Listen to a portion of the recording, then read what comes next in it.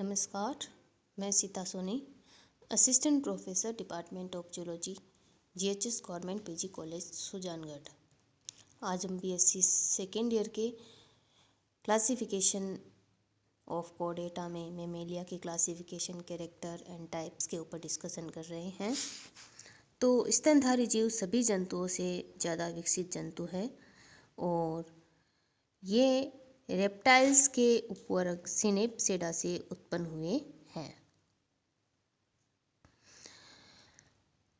लगभग 5000 जीवित जातियां जो है और इसके कई जीवाश्म इसके अंतर्गत पाए जाते हैं।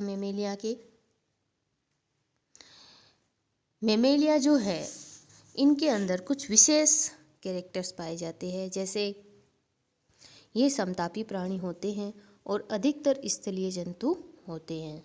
इनकी त्वचा मोटी और जलभेदी होती है तथा इसमें श्वेत ग्रंथियाँ, तेल ग्रंथियाँ पाई जाती हैं। श्वेत ग्रंथियाँ और तेल ग्रंथियाँ केवल स्तनधारी प्राणियों में ही पाई जाती हैं। ये इनकी विशेषता होती है। इनके शरीर पर बाल पाए जाते हैं और सिटेशिया के प्राणी इसका अपवाद है। मोनोट्रीम को छोड़कर शेष सभी स्तनधारियों में कर्ण में बाह्य कंकाल जो है, बाह्य मसल कर्ण या पिन्ना जो है वो पाया जाता है। मादा में शिशु का पोषण करने के लिए स्तन ग्रंथियां पाई जाती है।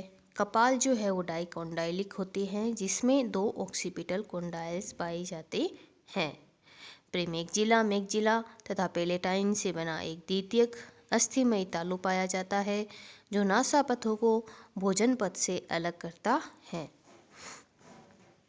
मेमेलिया में कर्ण अस्थियां परस्पर जुड़कर पेरियोटिक बनाती हैं, जो बढ़कर टिम्पेनिक बुला में परिवर्तित हो जाती है। निचले जबड़े में प्रत्येक पार्श्व पर केवल एक डेंड्री पाई जाती है, जो अपनी ओर की स्क्वेमोजल से जुड़ी होती है। मेमेलिया के जबड़ों का जो निलंबन है वो क्रेनियोस्टाइलिक प्रकार का होता है। कशेरुकाएं अगर्ती या एसिलस होती है तथा कशेरुकों के सेंट्रम पर एपिफाइसिस पाई जाती है। ग्रीवा कशेरुकाओं की संख्या 7 होती है। मोनोट्रीम्स को छोड़कर अन्य सभी स्तनधारियों में कोराक्वाड एवं प्री कोराक्वाड्स आश्रित होते हैं।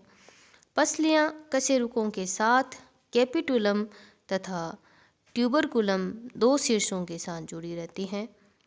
पाद इनके पेंटाडेक्टाइलस प्रकार के होते हैं, अर्थात इनमें 5 अंगुलियां पाई जाती है। कभी कभी कम हो सकती है। दांत गर्तदंती, विषमदंती और द्विबारदंती प्रकार के होते हैं, अर्थात गर्त में धंसे हुए होते हैं, कई प्रकार के होते हैं और जीवन में 2 बार दांत जो है वो आते हैं। वक्ष तथा उदर गुहाओं के बीच एक पेशीय डायाफ्राम पाया जाता है।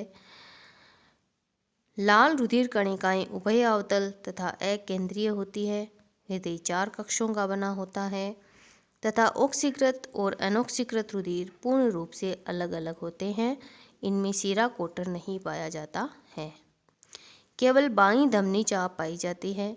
सेरिब्रम और सेरिबेलम अत्यधिक विकसित होते हैं, जिसमें कार्पस कैलोसम पाया जाता है। मस्तिष्क में 4 दृक पालियाँ पाई जाती है। आंतरिक कर्ण लंबा एवं सर्पिलाकार रूप से कुंडलित कोक्लिया बनाता है। वृक्क मेटानेफ्रॉन प्रकार के होते हैं। नर में स्पष्ट मैथुन अंग सीसन पाया जाता है।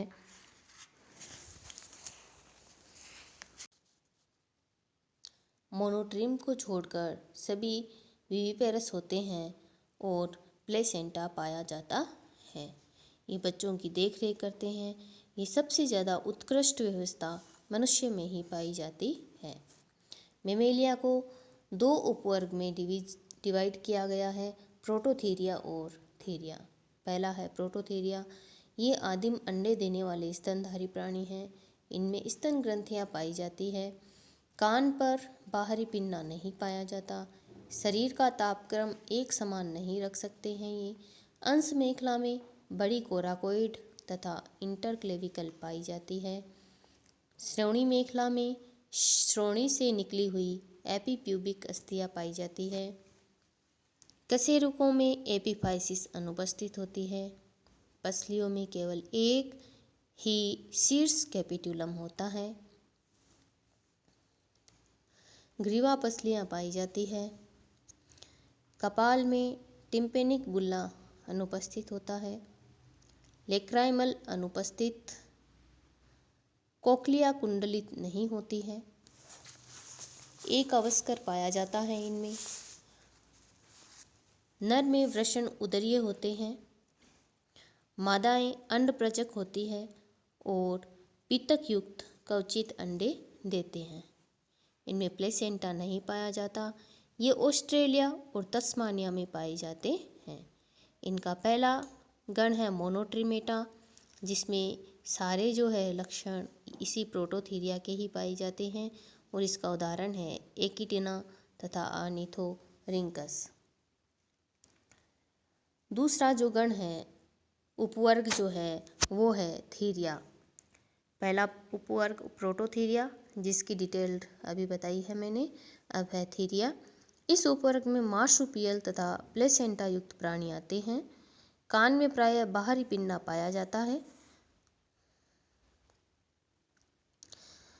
दांत बच्चों और वयस्कों दोनों में पाए जाते हैं। अवस्कर एब्सेंट होता है। वृषण कोष में पाए जाते हैं। मूत्रवाहिनियाँ मूत्राशय के आधार पर खुलती है। अंडवाहिनियाँ जो है एक वेजाइना में खुलती है और मादाएं जो है वो शिशु प्रजक होती है। इसकी दो इंफ्रा क्लासेज है थीरिया की। पहली है मेटाथीरिया। मेटाथीरिया जो है प्रारंभिक प्रकार के स्तनधारी प्राणी होते हैं। इनके शिशु अपरिपक्व अवस्था में पैदा होते हैं। इन अपरिपक्व शिशु का विकास मादा के उदर में पाई जाने वाली मार्सुपियल धानी में होता है।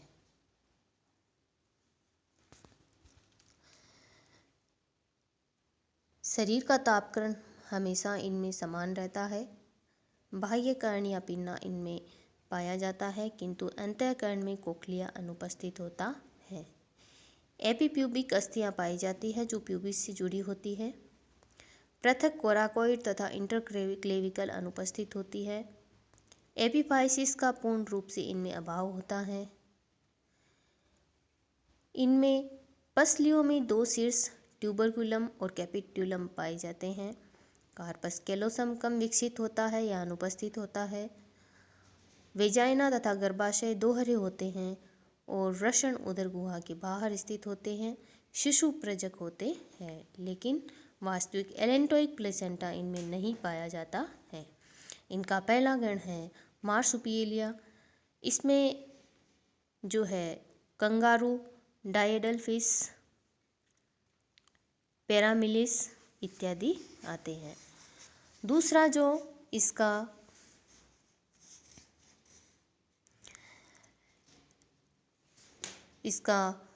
सब क्लास है वो है यूथीरिया।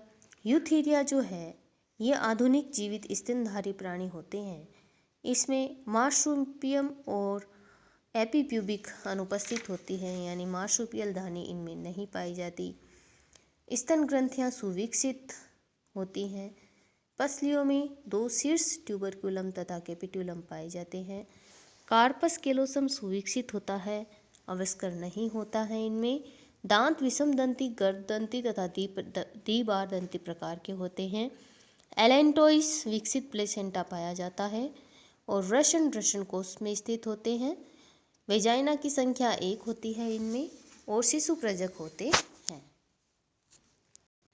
इसका उदाहरण है सामान्य रूप से पाए जाने वाले स्तनधारी, जैसे एलिफास मैक्सिमस या हाथी, चीता, शेर, मनुष्य जिसको होमो सेपियंस भी कहते हैं।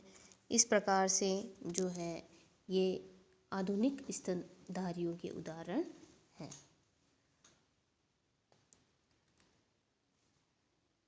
Okay students, have a good day. Thank you.